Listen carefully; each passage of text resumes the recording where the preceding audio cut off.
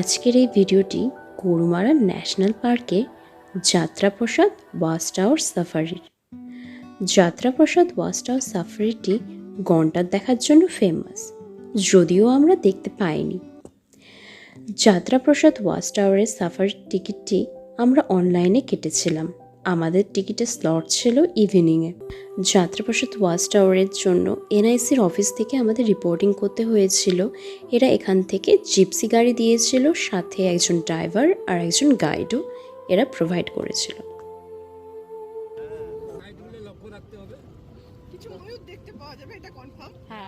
সবগুলো ভিডিওতে আমি তাই দেখি।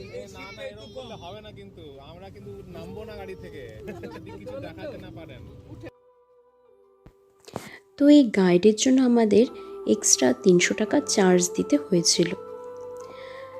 যাত্রাপ্রসাদ ওয়াচ টাওয়ারের যে স্লটগুলো আছে মর্নিং এবং ইভিনিং, তার মধ্যে বেস্ট স্লট হলো ইভিনিংয়ের, মানে 3টা থেকে 5টা অবধি যে স্লটটি, এই সময় অনেক জন্তু জানোয়ার দেখা যায়। তো আমাদের সময় ছিল 1টা থেকে 2:30 অবধি। তো আমরা যাওয়ার পথে তেমন কিছু দেখতে পাইনি, কয়েকটা ময়ূর দেখতে পেয়েছিলাম। চলে যাচ্ছে ভেতরে, চলে যাচ্ছে।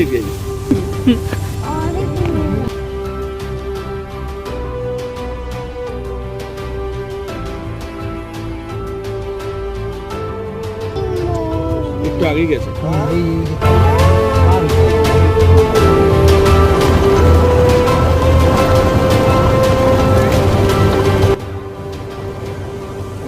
এরপর আমরা সেই ওয়াচ টাওয়ারে পৌঁছে গেলাম। তো এখানে আমরা 15 থেকে 20 মিনিট, আধা ঘন্টার মতন এখানে ওয়েট করেছিলাম কিছু দেখা যাবে বলে। কিন্তু এই স্লটটিতে আমরা তেমন কিছুই দেখতে পাইনি। ওই আসার পথে কিছু ময়ূর দেখতে পেয়েছি, আর এখানে এসে একটা হরিণ দেখতে পেয়েছিলাম আর কিছু পাখি দেখতে পেয়েছিলাম। তো এটা হলো সেই ওয়াচ টাওয়ার।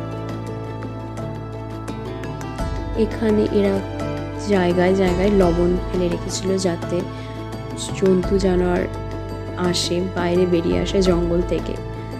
কিন্তু আমাদের দুর্ভাগ্য, আমরা কিছুই দেখতে পাইনি। একটা হরিণ দেখতে পেয়েছিলাম। তো এরপর আমাদের গাইড বলল আরেকটি পয়েন্ট আছে, সেখানে নিয়ে যাবে, তো সেখানে হয়তো কিছু দেখা যাবে। তো আমরা সেই সেকেন্ড পয়েন্টের উদ্দেশ্যে রওনা দিলাম। এই জায়গাটি বেশ ভালো ছিল, এখানে বেশ ঘন জঙ্গল ছিল, বেশ থমথমে একটা ব্যাপার ছিল।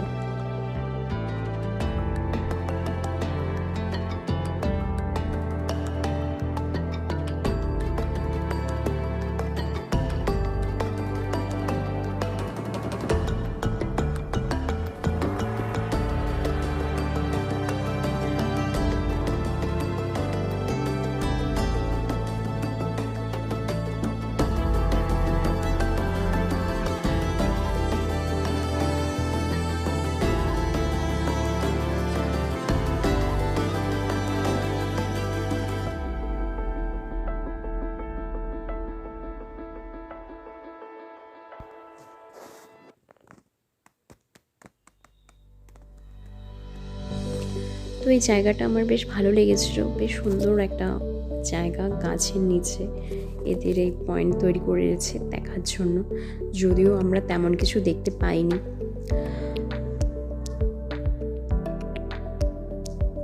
কিন্তু সব মিলিয়ে জঙ্গলের সাফারিটি আমার ফার্স্ট টাইম এক্সপিরিয়েন্স ছিল, যেটা বেশ ভালোই ছিল। যদিও আমরা তেমন কিছু পশু পাখি দেখতে পাইনি, তারপরেও বেশ রোমাঞ্চকর একটা ব্যাপার ছিল।